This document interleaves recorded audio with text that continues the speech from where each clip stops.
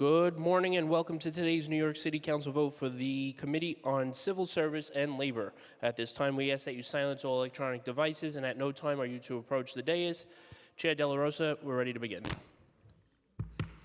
Good morning. I'm Councilmember Carmen De La Rosa, Chair of the Committee on Civil Service and Labor. Today, the committee will be voting on the following legislative items ahead of the Council's final State of Meeting of 2024. Proposed Intro 265A, sponsored by Councilmember Joseph, which would improve benefits enrollment process for city employees. Resolution 521, sponsored by Majority Leader Amanda Farias, which calls on the United States Department of Labor to expand the number of OSHA-authorized outreach trainers in New York City to 10 designated languages. And Resolution 522, sponsored by Councilmember Julie Menin, which calls on the New York State Legislature to pass and the governor to sign A10225, also known as the Good Jobs Guarantee Act, which would establish certain workforce training programs and increase employment opportunities for New Yorkers. These bills and resolutions are designed to expand and strengthen our municipal workforce. Over the past year, the committee has tackled critical issues affecting municipal workers, including pay disparities, high vacancy rates, and the administration of employee benefits. Together, this committee and this council have advanced robust legislation to improve the city and its workforce, and we will remain committed to building on this progress in 2025. I'd like to thank the committee staff, Senior Policy Analyst Elizabeth Arts, Legislative Counsel Ria Sawara, and Finance Analyst Michael Sherman for their work in preparing for this vote. I'd also like to thank my staff, Chief of Staff James Burke, Legislative Director Kiana Diaz, and Comms Director Frey Familia. I would like to recognize that we've been joined by Council Members Bottcher, Joseph, Salam, Majority Leader Farias, Councilmember Dinowitz, Councilmember Hanks, and on Zoom, Council Members Caban, Menin, Moya, and Feliz. I now turn to Majority Leader Farias for her remarks on Reso 521. Thank you so much, Chair De La Rosa.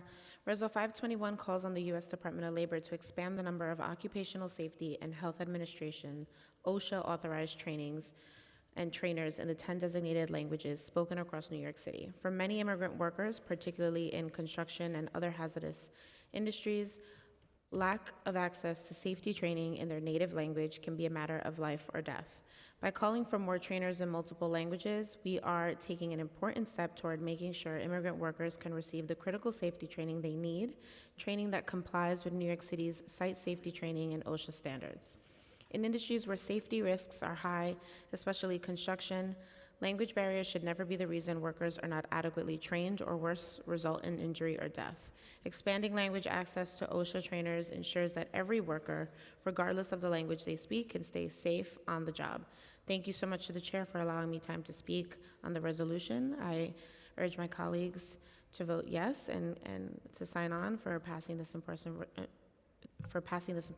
resolution today. I look forward to the result. Thank you so much. Thank you so much, Majority Leader. Now we turn to Councilmember Joseph for remarks. Thank you, Chair De La Rosa and members of the Committee on Civil Service and Labor. Today, I'm proud that my bill, Intro 265A, local law to amend Administrative Code of the City of New York in relation to health insurance for city employees, is being voted on in the committee. Intro 265 aimed to require city agencies to expedite the processing of health insurance coverage for employees transferring between agencies. This ensures there are no lapses in coverage during such transitions. I have firsthand experience with this issue when city employees transfer from one agency to another. They often experience a gap in health insurance coverage. This is unacceptable, as health insurance is essential for their well-being and in some cases their survival. I urge you vote yes on this bill, a problem that has affected hundreds of city employees, including myself, over the years. I want to thank my colleagues on the council for their support, as well as my staff and the council team for their hard work in getting us to this point. Thank you, Chair De La Rosa. Thank you so much. I now turn to the clerk to call the roll. Good morning, William Martin, Committee Clerk. Roll call vote, Committee on Civil Service and Labor. All items are coupled. Chair De La Rosa. Aye. Moya. They won't unmute me. Councilmember Caban. Aye, thank you. Thank you. Dinowitz. Aye. Feliz. Aye, congratulations, everyone. Thank you. Bottcher. Aye. Hanks. I vote aye. Congratulations, everyone. Great bills.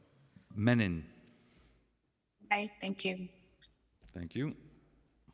Salam. I vote aye. With a vote of 8 in the affirmative, 0 in the negative, and no abstentions, all items have been adopted by the committee. We'll hold the And, vote and open. the roll will be held open at request of the chair. Thank you all so much. Happy holidays.